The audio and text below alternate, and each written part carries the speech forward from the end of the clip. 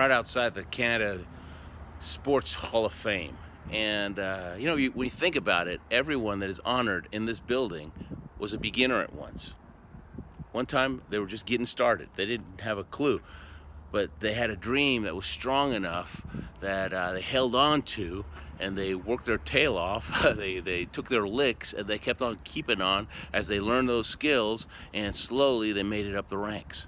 But they all started at the bottom. Everybody starts at the bottom. I tell my kids all the time, success, life is tough. It's gonna knock you down. You're gonna be on your knees. You're gonna have bloody knees, but guess what? You're gonna pick yourself up, dust yourself off, get back in the game, because that's how you win. That's how you learn. Okay, and so to make it into your Hall of Fame, right? Your personal Hall of Fame, all you have to do is keep it on. Find a mentor, find a coach, find somebody who's already done what you want to do, and follow in their footsteps and refuse to quit.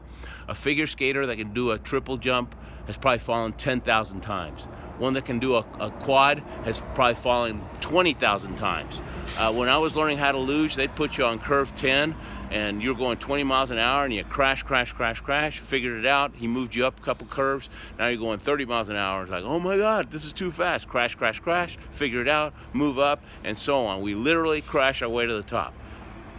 But if you don't quit, guess what? You get to go to the Olympics.